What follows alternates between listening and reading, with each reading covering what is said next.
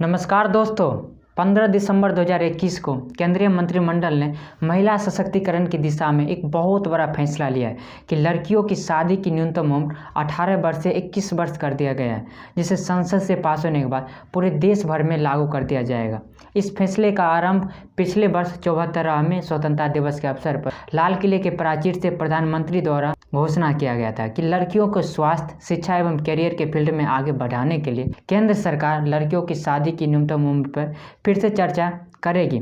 उसके बाद जून 2020 में जया जेटली के नेतृत्व में 4 सदस्यीय कमेटी बनाई गई, जिसमें केंद्रीय स्वास्थ्य विभाग, नीति आयोग एवं अन्य मंत्रालय के सदस्य शामिल थे। यह कमेटी महिला स्वास्थ्य, शिशु मृत्यु दर, मातृ मृत्यु दर, बाल लिंगानुपात, बाल विवाह, महिला शिक्षा एवं रोजगार जैसे सामाजिक मानकों पर विश्लेषण करना और महिला सशक्तिकरण की दिशा में रिपोर्ट जारी करना था।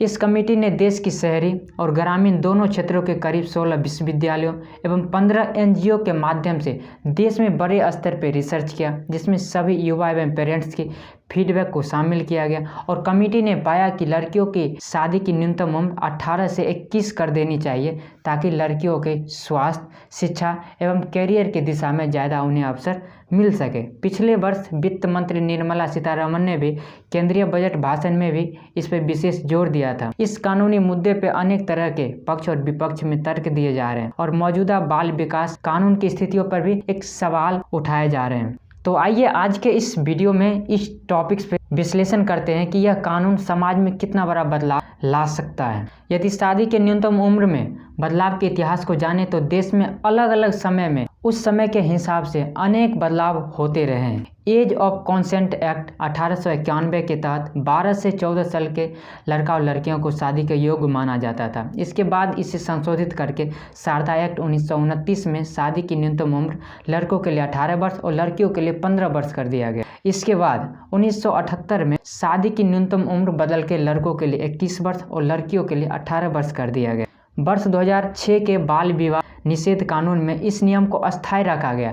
तब से शादी की न्यूनतम उम्र लड़कों के लिए 21 वर्ष और लड़कियों के लिए 18 वर्ष हो गया। अर्थात 18 वर्ष से कम उम्र की लड़की और 21 वर्ष से कम उम्र का लड़का शादी के योग्य नहीं माना जाता। इसका उल्लंघन करना कानूनी अपराध की श्रेणी में माना जाएगा। इस कानून के पक्ष में कांग्रेस नेता पी चिदम्बरम, सांसद जया बच्चन और देश के अनेक वरिष्ठ नेताओं एवं सामाजिक संस्थाओं ने इसका समर्थन किया है। और इस कानून के पक्ष में तर्क देने वाले लोगों का कहना है कि यह कानून महिलाओं की उसकी स्थिति को बेहतर करने, समाज में सभी फील्ड में महिलाओं की भागीदारी बढ़ाने के लिए अवश्य लागू किया जाना चाहिए। इस रिपोर्ट में यह भी कहा गया है कि इस कानून से लड़कियों को और अधिक शिक्षा पाने का मौका मिलेगा, क्योंकि समाज में ज़्यादातर लड़कियां स्कूल पास करके ही पढ़ाई छोड़ देती है। उन्हें आगे पढ़ने के लिए मौका नहीं मिल पाता है, क्योंकि उस कम उम्र में ही उसकी शादी कर दी जाती है। इस कानून से उसे अनेक फील्ड में अपना करियर बनाने, रोजगार पाने, आत्मनिर्भर बनकर समाज में परिवर्तन लाने में उसकी मदद कर सकती है। अनेक रिपोर्ट यह बताती है कि लड़कियों को जब जब मौका मिला है तब तक उन्होंने अपने देश और अपने समाज का नाम और सम्मान बढ़ाया है, चाहे वो देश की सबसे बड़ी कठिन परीक्षा यूपीएससी हो, सेना हो, खेलकूद, राजनीति या फिर रिसर्च जैसे सभी फील्ड में लड़कियां आज आगे बढ़ रही है। परंतु देश में आज भी कम उम्र में शादी होने के कारण लड़कियां घर तक ही सिमट कर रह जाती है, उसे मौका नहीं मिल पाता है। और यह कानून इन्हीं सभी अवसरों को बढ़ावा देने वाला है। सरकार और कमेटी का कहना है कि बाल विवाह के कारण महिलाओं में एनीमिया जैसे अनेक प्रकार की बीमारियां उत्पन्न हो जाती है, जिससे बच्चे एवं माता दोनों के पोषण स्तर प्रभावित होते हैं। और इस कानून से लड़कियों को स्वास्थ्य स्थितियों को बेहतर किया जाएगा, उन्हें स्वास्थ्य संबंधित स्थितियों के प्रति जागरूक किया जाएगा, जिससे बीमारी से होने वाले नवजात बच्चे की मृत्यु और मातृ मृत्यु दर को भी कम किया जा सकता है और इन सब से जनसंख्या को भी नियंत्रित करना आसान हो जाएगा। साथ ही इस कानून के जरिए लैंगिक समानता को बढ़ावा मिलेगा। समाज में लिंग के आधार पर हो रहे भेदभाव को भी कम किया जा सकता है। पुरुषों की तरह महिलाएं भी हर फील्ड में अपना योगदान देने के लिए आगे आ सकती है। ऐसे ही और भी सारे तर्क इस कानून के पक्ष में दिए जा रहे हैं, परंतु देश के कुछ बुद्धिजीवी और बाल और महिला अधिकार कार्यकर्ता, कुछ नेता इस कानून के विरोध में और वर्तमान बाल विवाह निषेध कानून की स्थितियों पर भी सवाल उठा रहे हैं,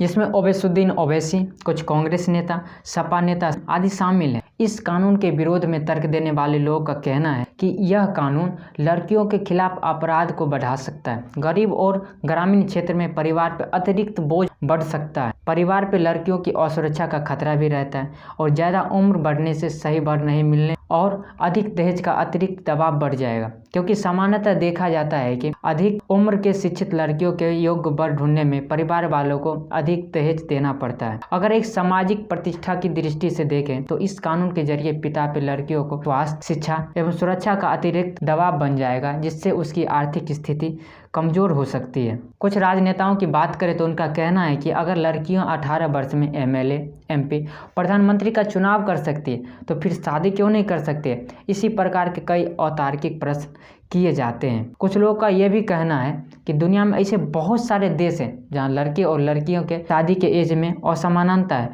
तो फिर भारत में एक समान शादी उम्र करने की क्या आवश्यकता है। ऐसे ही और भी तर्क इस कानून के विरोध में दिए जाते हैं। अगर मौजूदा बाल विकास निषेध कानून व्यवस्था की बात करें तो देश में बाल विवाह रोकने में प्रशासन नाकामयाब है। देश में बाल विवाह के अधिकांश मामले या तो दर्ज ही नहीं होते हैं, जो कुछ भी दर्ज होते हैं उनके दोषियों को समय पे दंड नहीं मिल पाता है, अर्थात कानून का सरासरी उल्लंघन होता है। इसी का फायदा उठा के परिवार वाले, अन्य संबंधी लोग जबरन लड़कियों को बाल विवाह करते हैं ताकि उनका जान छूट जाए। इसलिए विरोध करने वाले लोगों का कहना है कि जब वर्तमान कानून व्यवस्था बाल विवाह को रोकने में सक्षम ही नहीं है तो फिर नए कानून व्यवस्था लाने की क्या आवश्यकता है।